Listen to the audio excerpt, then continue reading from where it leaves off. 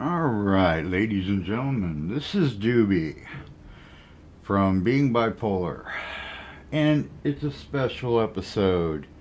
It's 420, ladies and gentlemen.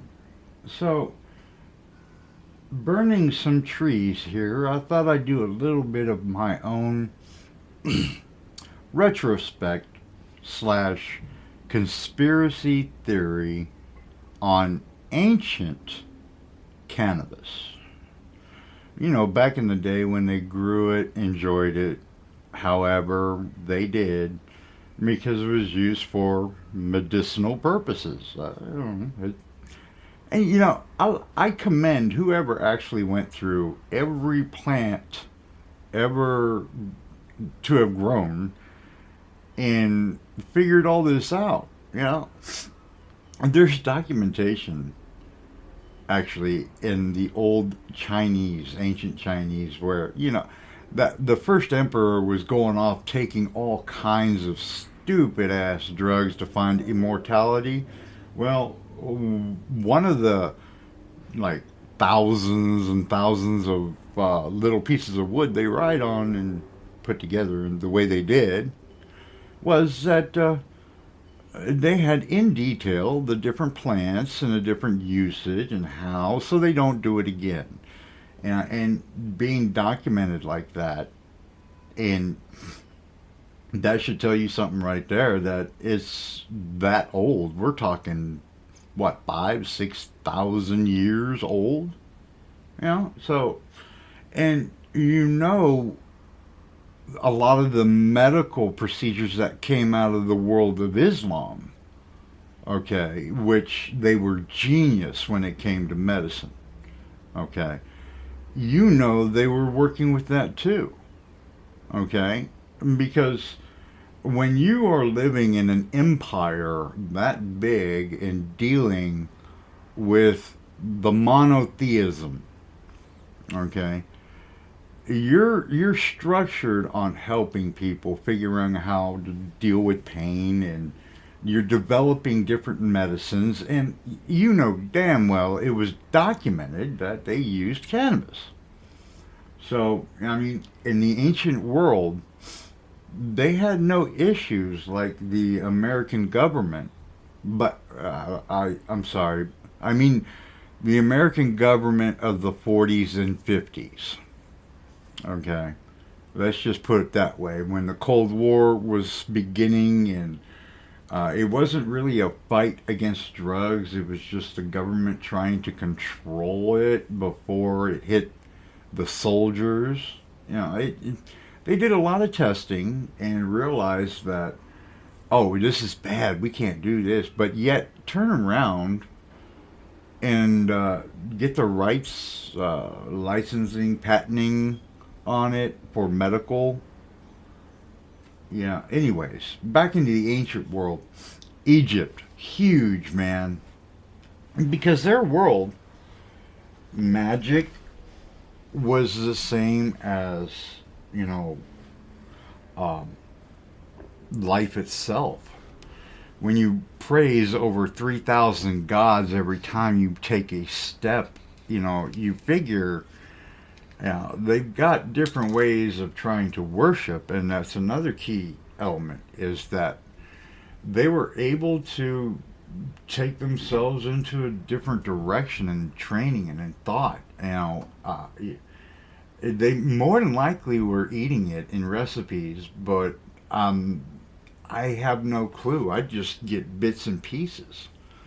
The thing that I only know from Egypt is that they used a lot of that for their painkillers. And they put it into a tea. So, and not like peyote. That's a whole different world. But there are documented recipes for cannabis tea. I mean, come on. And there are different civilizations that have it documented because of medicinal usage. And it grows in, it's a weed. I mean, come on. The better the, temperature for the right, like California, the entire Arab nation, Kush, and you get your specialty areas that, well, nowadays it's in a freaking lab. Mm. They've lost all of it in a lab, man. Back in the day, when you'd watch a seedling pop, you know, and they start to grow as you germinate, you grow them. It takes a couple of days, but once you get them popping out, then you got a half inch into some good potting soil. You put it in there, cover it up, light it up for 18 hours, give it 6 hours practice, sleep time, whatever, and you only water it once a day, man. Let it absorb everything and then sprout out. Yeah, 2 3 months later, you've got a beautiful, beautiful plant. But back in the ancient world, there's so many civilizations that have needed to go with herbal. There was no chemicals back then except for, when you mix anything with mercury. Back in the day in China especially, they did a lot of that. There are things that you can mix up that can kill you. And I'd like to know how they found these things out, man. Who was the guinea pig? Did they go to prisons and look for the mentally ill? No. They didn't do that until later. The Spanish were really bad about that. But some of the best and most beautiful areas in the world that grow it, I mean, the culture accepts it, but everybody considers it such a bad thing. I don't know. All I know is that when I'm burning trees, I don't want to go out and shoot people, man. I don't want to go out and break the law. I know that I'm partaking in a ceremony, in a way. I'm trying to relax my mind, my body. Every therapist I've ever gone to, every psychiatrist, every counselor, every doctor have all told me that I would benefit from medical marijuana because of my symptoms, like being bipolar. I mean, when I am completely in control of my triggers when I am burning trees. I recognize everything around me because I have a clearer, less anxiety-filled vision. Okay. Plus, I'm also relaxing my body. I'm diabetic. I'm medically suffering. So it takes care of the pain from my medical conditions as well. I will not take opioids. I will not take a chemical substance that will alter my chemistry, such as opioids. Back in the day, I will confess, I am an addict to those chemicals. I had no idea what I was doing, but I was in another place, another time. After I went through what I went through going to prison and finally figuring out what was going on with myself, mind, body, everything, I realized the track my life should be following. I should be going on. Now, I got rid of everything except for the marijuana because, and this is a key thing to me, during my sessions in the prison system, they all of them recognized that using THC on me in my thinking, in the way my mind works, would be very beneficial. Period. Okay, and these were interns coming in with new ideas, and that's cool. And some of them worked and some of them didn't, but that was just for me. I found that they had their own way of personalizing the therapy so I can benefit more. And all of them said that medical marijuana would definitely benefit me. And that was 16 years ago. Okay. So now we get to, day one, and I don't understand how, with all the research that was done, how they could keep it illegal and people getting arrested for it, spending so much time in jail when it's actually a weed. I'm still having hard times. Yes, it's mind altering, but if it's controlled, which it would be by the government because they patent it, correct? Then, hey, tax us, and let us be. Some people will take it and go run off with it, and you have to alter the law. That's what it's all about. If you're going to build a wall of laws against something so small as marijuana, making it very difficult for the world, then we need to alter these things, man, because there are so many more harsh developments, situations, subjects that we could be, putting so much of all this they're using up. It's just a waste of time to be talking about it, I guess, because they're going to do it their own way. They're going to tax it, they're going to deliver it, and I hope that they get more jobs out there for farming it and distributing it. That is a good one because the more education that we have on how the different strains and the different abilities of taking, marijuana, your body, like for instance, edibles. Edibles are great, man. You gotta wait now. I mean, you can't like eat half a brownie and then wait 5 minutes to say, I don't feel nothing. Eat the other half. No, I've done that. Yeah, and I did not wake up for 3 days.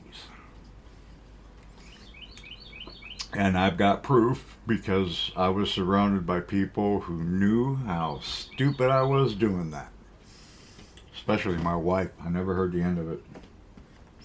But the thing about the different ways that it can help you and affect your body, and that's your own research. And you're going to find that you want more CBD and less THC, then you're wanting more of that body relaxing, less tension.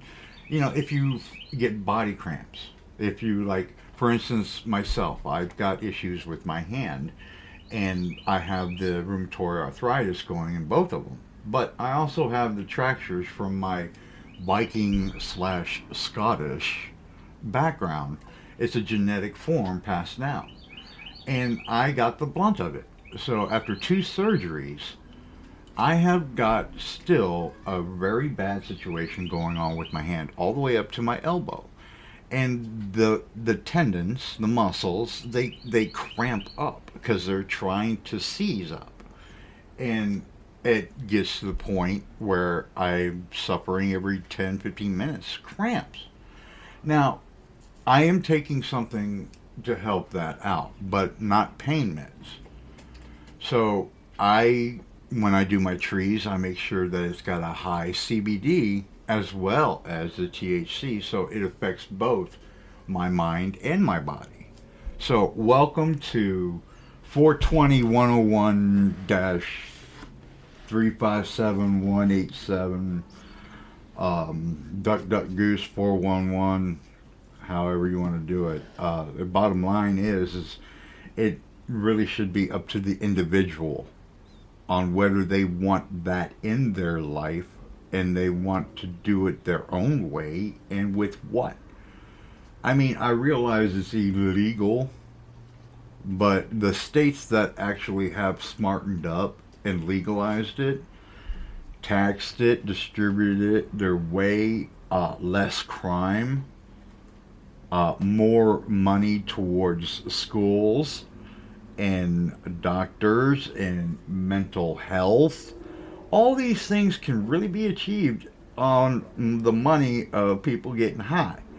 And the greatest thing that will occur once that happens, a very big uptake in like what Uber Eats and um, DoorDash, and I guarantee you that there's a lot of money to be had if you legalize marijuana. Cannabis is a great gift to the world.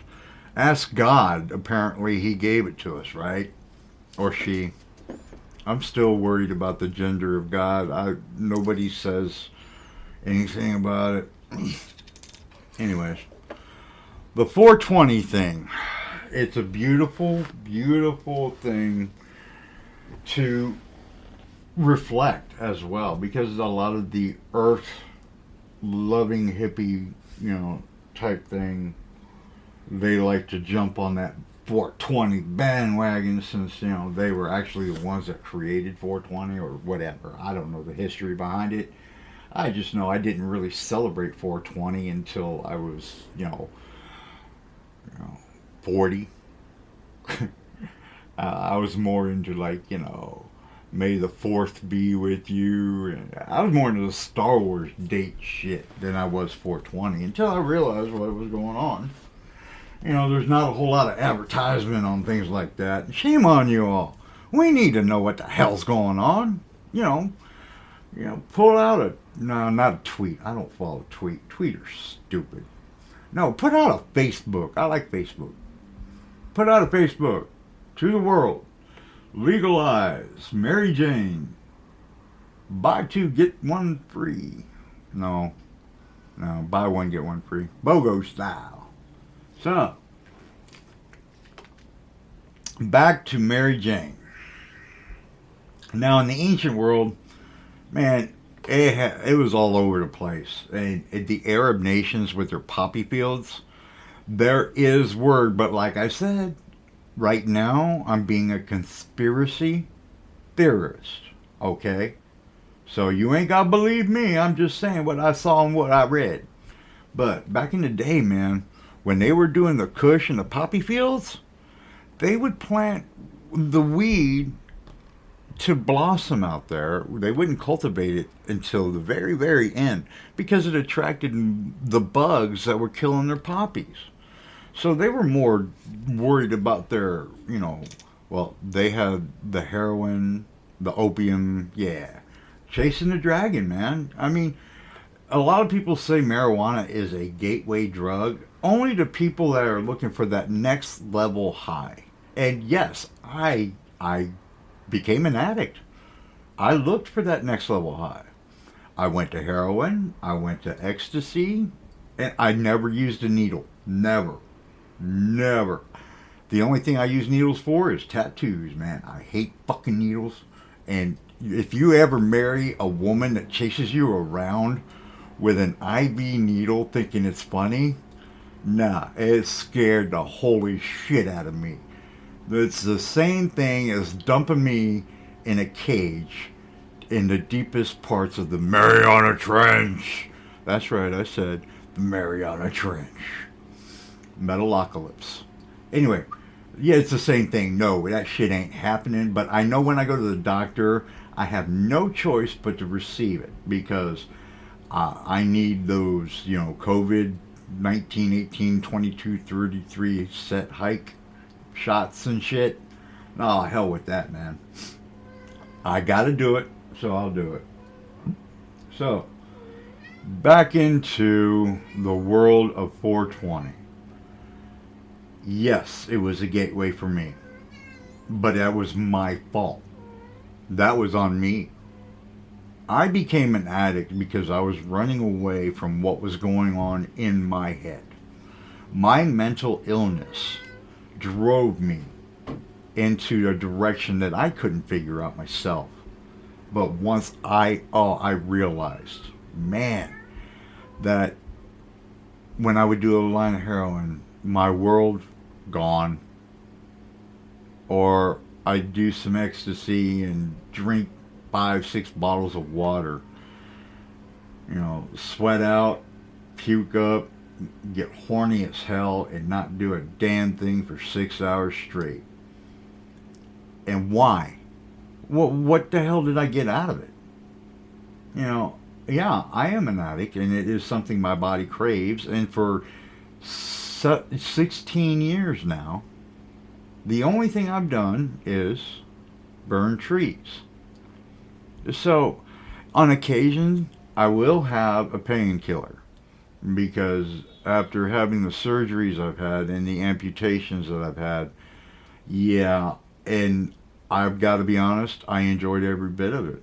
And there are parts of me and parts of time where I would look for it or sneak it in, you know. But then the truth of it is, I know I'm an addict. I know what is right and wrong for my body. Because at my age, man, I've got to be careful what I'm doing. And the only thing that's keeping me going is Mary Jane. It's hard to explain unless you've been in the situation, but marijuana will also help a lot of people with the anxiety and stress they deal with day to day. I see it. If you watch the news and you see all these shootings that are occurring, and you go deep into it, yeah, there is mental health there, but there's also a lack of structure in that situation. The people that went out and did these heinous things did not have an outlet, did not have the ability to communicate what they were dealing with in their head, what was going on. And so it bottled up until they found a way, their mind found out a way to get rid of it. I'm not saying that's an explanation. It's just a theory of mine, because I see so much. Like, somebody sitting on their porch shooting at a car that made a mistake. Okay, well, all right, but in that person's mind, are they protecting their home? Is there something going on deep in their world that they need to sit with a loaded weapon at an instant now, mind you? Because what I understand is the two girls drove in, made a mistake, and started pulling out, and he started shooting. Now, that's like a, 5 second, 6 second window. The dude was fully dressed and had a rifle locked and ready to load on his back porch firing. There's something more going on there.